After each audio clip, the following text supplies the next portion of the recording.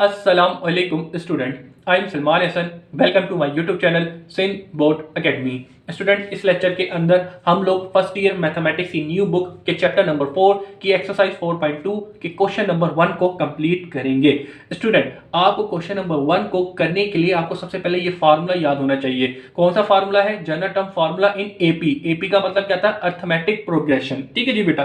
तो arithmetic progression जो है उसकी जनरल टर्म जो है वो ये फार्मूला है। यहाँ पे ए बेसिकली फर्स्ट टर्म है, डी यहाँ पे कॉमन डिफरेंस है। इस चीज को मैंने इन डिटेल प्रीवियस वीडियो में समझाया हुआ है, उम्मीद करता हूँ वो आपने देखा होगा और आपको तमाम डिटेल यहाँ पे वाज़ेह होगी। अगर नहीं देखा तो काइंडली देख लें, आपको इन डिटेल हर चीज का पता चल जाएगा, क्योंकि यही एक मेन फार्मूला जो कि होल दी एक्सरसाइज काम आएगा और ये चीज आगे भी हमारे काम आ रही होगी। ठीक है जी स्टूडेंट, तो चलिए जी स्टार्ट करते हैं अपने क्वेश्चन नंबर 1 को।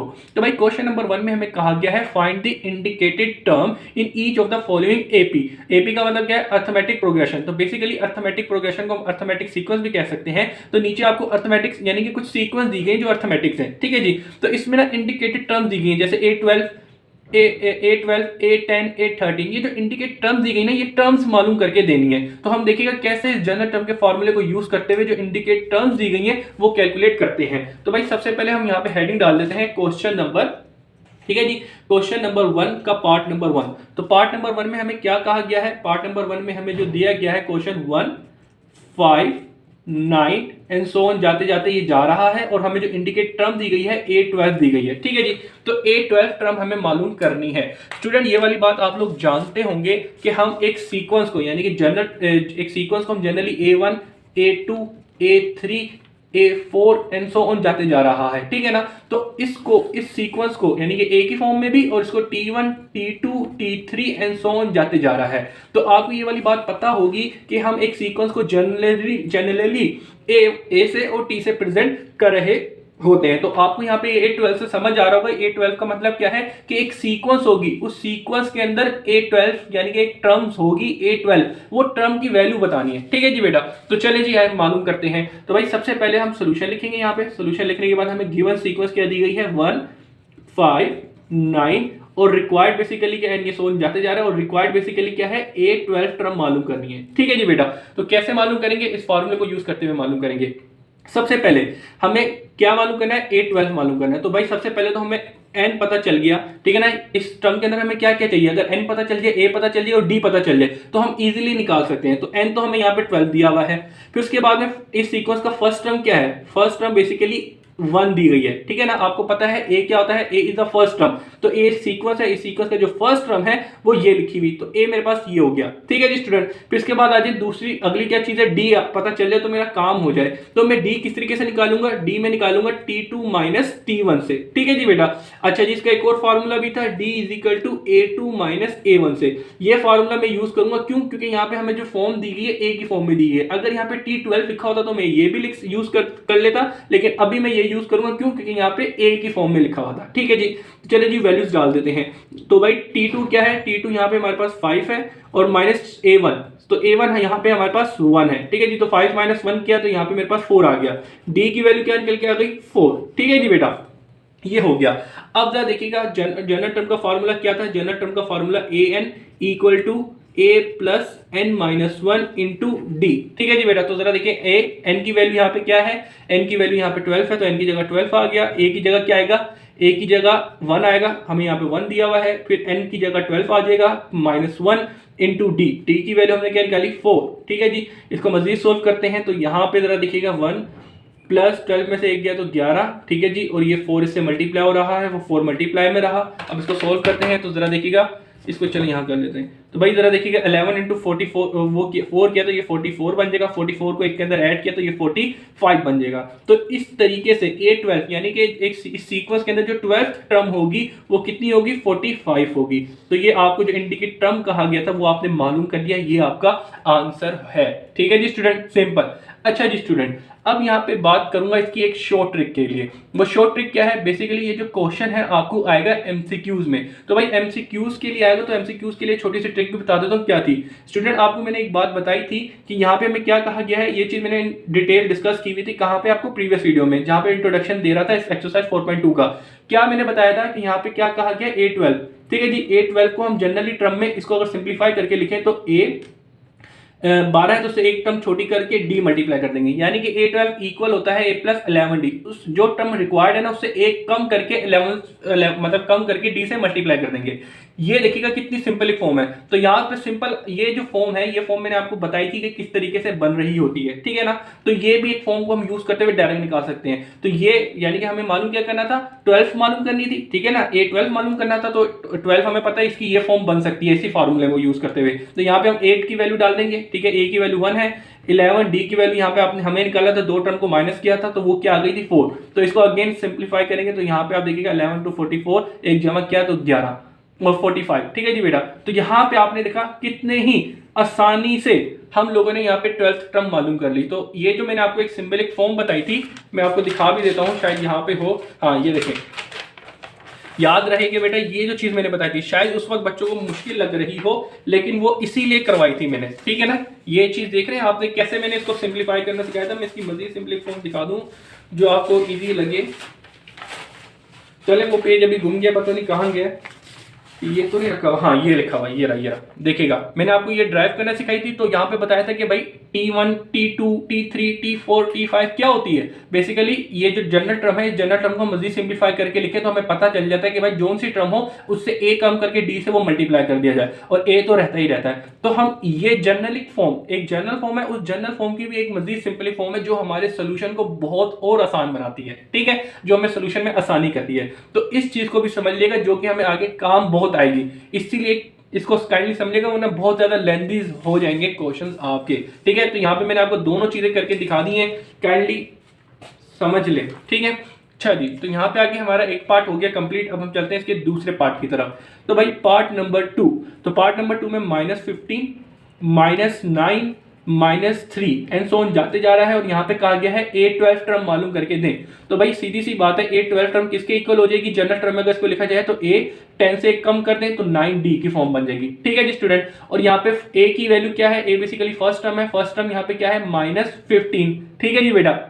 फिर उसके बाद में D निकालना होता है, तो D is a common difference. तो भाई डिफरेंस कर दें, तो भाई बाद वाली को पीछे वाली से माइनस करते हैं, ठीक है जी बेटा। तो ये आपके पास -9 माइनस, ठीक है जी, उसके बाद ये -15 है, ठीक है जी।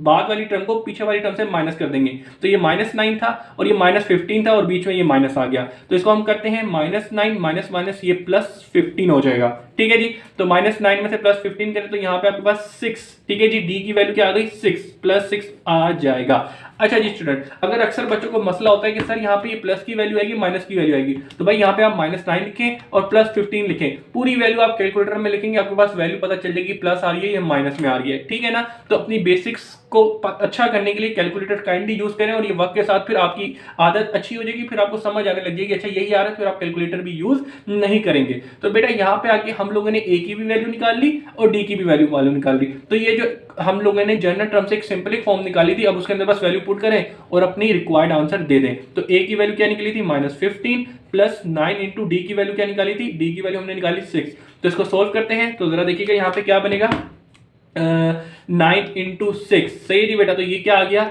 ये आपके पास आ गया 54, ठीक है जी बेटा। तो -15 +54, ठीक है जी बेटा। तो ये कितना आ गया 39, तो ये 39 A10, सही है जी स्टूडेंट। तो यहाँ पे आपको क्वेश्चन नंबर 1 के पार्ट नंबर 2 में कहा गया था कि ये 10th टर्म निकाल के दें, तो 10th टर्म आपने निकाल ली है। अब इसी तरीके से चलते हैं इसकी थर्ड टर्म की तरफ, ठीक है जी बेटा। तो थर्ड टर्म में हमें क्या दिए, 2 6 10 14 एंड सो ऑन जाते जाते देखिएगा, ठीक है जी। तो ये A7 है, यहाँ पे मैं कौन सी टर्म कहा गया, 7th टर्म मालूम करने के लिए कहा गया है। तो अगेन आप चाहें तो इसको इससे लंबा करके लिखना चाहें, लिख दें कि भाई n यहाँ पे हमारे पास 7 है, A बेसिकली फर्स्ट टर्म है वो 2 है, D 2 कॉमन करें, डिफरेंस एक एक चीज करके दिखाएं, बेसिक एक चीज आपके पास MCQs में आनी है, तो काइंडली इसको आप शॉर्ट फॉर्म में ही लिखें। तो मैंने आपको बताया है कि ये A7 है, तो A7 को हम जनरली फॉर्म में इस फॉर्मूले को यूज करते हुए मजीद इसकी सिंपलिक फॉर्म कैसे लिख सकते थे कि A7 टर्म है ना, तो 7 से एक कम कर दें 7 और उसको D से मल्टीप्लाई कर दें, ठीक है ना। तो हम चाहते तो भाई ये पूरा फार्मूला देखें जिस तरह हम लोगों ने यहाँ पे लिखा था, वो फार्मूले के अंदर n की d की a की एक एक वैल्यू डाल के सिंपलीफाई करते तो ये डायरेक्ट हमारे पास फॉर्म बनी हुई है, जो बिल्कुल कॉमन सेंस की बात है, जो कि हमें पूरे चैप्टर नहीं, स्पेशली इस एक्सरसाइज में और आगे भी कुछ एक्सरसाइज हैं जो अर्थमेटिक से ही लिंक करती हैं, तो वहां पे बहुत काम आएंगी, ठीक है जी। और ये मेथड आपको रिफर करता है बुक का मेथड कहता है, ठीक है जी। अच्छा, बस यहाँ पे वैल्यू डाल दें तो ए क्या है, ए यहाँ पे आपने A basically A is the first term, ठीक है जी बेटा, ए यहाँ पे आपके पास फर्स्ट टर्म है तो ए इक्वल टू 2 है। D is that common difference, तो डिफरेंट 6 माइनस 2 हो जाएगा, तो 6 में से 2 गया तो 4 बच गया, ठीक है जी बेटा। तो ए की वैल्यू डाल दें 2 6 इंटू डी, डी की वैल्यू क्या थी आपने अभी निकाली है, डी की वैल्यू 4 है, सोल्व कर दें इसको तो 6 4 ज़ा 24, 24 के साथ डाले 26, तो यहाँ से आपके पास A7 की वैल्यू क्या निकल के आ गई 26, ठीक है जी बेटा, आपको बहुत बहुत मुबारक हो यहाँ पर। अब हम चलते हैं इसका अगले पार्ट की तरफ, तो अगला पार्ट भी यूँ ही कंटिन्यू कर लेते हैं, ठीक है जी बेटा। तो अगला कौन सा पार्ट है, 3 पार्ट हो गया, 4th पार्ट की बारी है। तो भाई 4 पार्ट में हमें यहाँ पे दिया है -5 4 13, ठीक है जी, फिर उसके अलावा 8 13, यानी कि 13 पोजीशन वाली जो है हमें वो मालूम करनी है, कोई मसला नहीं है, हमें पता है कि जनरल फॉर्म क्या होती है, a प्लस 31 से कम 30 से कम करेंगे तो ये 29 इंटू डी, ठीक है जी। हम चाहें तो ये t n is equal to a plus n minus 1 की डी फॉर्म भी यूज कर सकते हैं, हमें पता है यहाँ पे n की पोजीशन 30 है, d is a common difference, दो डिफरेंट करें, a is a first term, तो इस तरीके से भी आप करना चाहें तो कर सकते हैं, लेकिन इसकी इजी फॉर्म जो है उस तरीके से करें तो ज्यादा अच्छी बात है, आपको आदत पड़ेगी आगे के लिए, ठीक है, क्वेश्चन का सोल्यूशन जल्दी हुआ करेगा। अच्छा जी बेटा, तो भाई अच्छा, तो यहाँ पे फर्स्ट टर्म क्या है, फर्स्ट टर्म बेसिकली -5 है, d is a common difference, तो कॉमन डिफरेंस 4 माइनस प्रीवियस वाली, तो प्रीवियस फर्स्ट टर्म मतलब second term minus first term, तो सेकंड टर्म लिख दी, फिर माइनस लिख दिया, फिर फर्स्ट टर्म -5 थी वो कर दिया, तो 4 माइनस माइनस प्लस 5 हो जाएगा, 5 और 4 कितना हो गया 9, तो यहाँ पे आपके पास d की वैल्यू क्या निकल के आ गई 9, तो ये a की वैल्यू और ये d की वैल्यू पुट करें, आपका आंसर आपके सामने होगा। तो a की वैल्यू क्या है -5 प्लस 29 इंटू डी, डी आपने निकाला 9, तो इसको अभी मल्टीप्लाई करते हैं तो जरा देखिएगा क्या आएगा, 29 इंटू 9, तो ये बन जाएगा आपके पास प्लस 261, और 261 के अंदर प्लस सॉरी माइनस करना है, ठीक है, -5 प्लस 261, तो ये आपके पास क्या आ जाएगा 256, ठीक है जी बेटा, 830, तो यहाँ पे आके आपने 30 टर्म भी निकाल ली है जो कि आपको कहा गया था कैलकुलेट करके दे। अब इसके बाद है बारी 5वीं टर्म की, तो 5वीं मतलब कि 5वें क्वेश्चन की, तो इसमें क्या दिया गया है 23 इंटू 26 सॉरी मतलब कि 29 इंटू तो नहीं है ये, मतलब कि नंबर्स टर्म्स लिखी हुई है, इस सीक्वेंस के अंदर हमें कौन सी टर्म कहा गया है निकालने के लिए A14, तो भाई A14 की जो सिंपलिक फॉर्म बनेगी वो A प्लस 13D बन जाएगी। तो यहाँ पे फर्स्ट टर्म बेसिकली क्या है 23 है, तो वो हमारी A होती है, D is the difference of second term minus first term, तो सेकंड टर्म हमारे पास 26 लिखी है, फर्स्ट टर्म हमारे पास 23 लिखी है, इनको माइनस कर दें तो भाई सिंपल सी बात है 26 माइनस 23 करेंगे तो ये 3 बच जाएगा, तो कॉमन डिफरेंस आपके पास 3 निकल कर आ गया है, ठीक है जी बेटा। तो वैल्यूज पुट करें इसके अंदर, A14 A की वैल्यू क्या है 23, ठीक है जी, फिर उसके बाद में प्लस 13 इंटू डी, डी की वैल्यू क्या है 3, ठीक है जी, तो इसको कर लेते हैं भाई, 13 को मल्टीप्लाई किया 3 से, ये बन गया 39, ठीक है जी, बीच में प्लस है, अब क्या करेंगे 23 प्लस 39, तो ये कर दिया 62, तो A14 यानी कि 14th टर्म जो होगी इस सीक्वेंस के अंदर कितनी होगी 62 होगी, तो यहाँ पे आके हमारा ये भी काम हो गया, आंसर आ गया। अब आगे क्या रह गया, अब लास्ट पार्ट नंबर 6 है। अच्छा जी, अक्सर बच्चों को इसी में मसला हो रहा होगा, तो इसको हम कर लेते हैं, ठीक है जी, तो पेज को हम थोड़ा मोड़ लें, सही है जी, ताकि इधर काम हो जाए। अच्छा जी, अब हम करेंगे पार्ट नंबर 6 पे, ठीक है जी। अक्सर बच्चों को इधर ही मसला आएगा कि सर ये कैसी चीज़ है, इधर क्या होगा, ज़रा हम लोगों को बता दें। तो भाई सबसे पहले सीक्वेंस देख लें, ठीक है जी, ये सीक्वेंस क्या दी हुई है यहाँ पे आपको 1/3 1/2 2/3 एंड सो ऑन जाते जा रहा है। फिर उसके बाद में आपको कहा गया है A6 का मतलब क्या है 6 टर्म आप कैलकुलेट कर कर दे दें, ठीक है जी बेटा। तो सबसे पहले A6 की जो है सिंपलिक फॉर्म लिख देंगे, A6 equal to A plus 5th D, ठीक है जी बेटा। तो यहाँ पे आप सबसे पहले A की वैल्यू लिखें, A is the first term यहाँ पे 1/3 लिखी है इस सीक्वेंस के अंदर, तो वो हो गई। फिर इसके बाद चलते हैं D की वैल्यू, तो D की वैल्यू हम क्या करते हैं second term minus first term, तो फर्स्ट टर्म कर दिया। अब क्या करेंगे, अब इसका एलसीएम लेंगे, तो भाई एलसीएम लेने का सबसे आसान तरीका सिंपल पूरी वैल्यू, क्योंकि अक्सर बच्चों की बेसिक कैलकुलेशन होती है कच्ची, तो वो कर देते हैं काम खराब, और हो अच्छी खासा टाइम भी लग जाता है ना एलसीएम लेने में। तो भाई एलसीएम की जो पूरी वैल्यू है आप कैलकुलेटर में डालें, इसको इक्वल करें, तो यहाँ से आपके पास एलसीएम निकल के आ जाएगा। तो डी की क्या वैल्यू निकल के आएगी 1/6। सही है जी बेटा। तो आप अपनी एलसीएम की जो चीज है, आपकी जो कमजोरी है, उसको कैलकुलेटर के थ्रू दूर कर सकते हैं। अगर आपने कैलकुलेटर नहीं दिया तो काइंडली ले लें, आपको एग्जाम तक आदत पड़ जाएगी। ठीक है जी। अक्सर बच्चे कैलकुलेटर लेते नहीं है, मोबाइल में काम चला रहे होते हैं, लेकिन फिर एग्जाम में वो मोबाइल तो अलाउ नहीं होता ना, तो फिर मसला होता है। तो काइंडली अभी से अपने पास आदत डालें कैलकुलेटर की। चलिए जी, हमें जो रिक्वायर्ड है कैलकुलेट करते हैं। ए की वैल्यू क्या है, ए की वैल्यू 1/3 है, प्लस 5, डी की वैल्यू हमारे पास यहाँ पे 1/6 है। ठीक है जी। तो अब आगे क्या करेंगे, 1/3, 5 1 5 अपॉन में 6 आ गया। ठीक है जी बेटा। अब अगेन यहाँ पे इसका एलसीएम लेना, तो एलसीएम लेने का सबसे आसान तरीका आपको बताया, पूरी वैल्यू कैलकुलेटर में डाल दिया, प्लस कर दिया, फिर अगेन ये वाला सिंबल डालेंगे, 5/6 कर देंगे। ठीक है जी बेटा। तो ये आपने किया, जैसे इसका एलसीएम लिया तो एलसीएम क्या निकल गया 7/6। तो यहाँ पे आके आपको पता चल गया कि इस सीक्वेंस के अंदर जो छठी टर्म होगी है ना, A6 का मतलब क्या होगा, 6th टर्म जो होगी वो क्या होगी 7/6। सही जी बेटा। तो आपको क्वेश्चन नंबर 1 के अंदर जो चीजें कही गई थी, जो इंडिकेट टर्म्स की गई थी, उनको हमने इजीली निकाल लिया।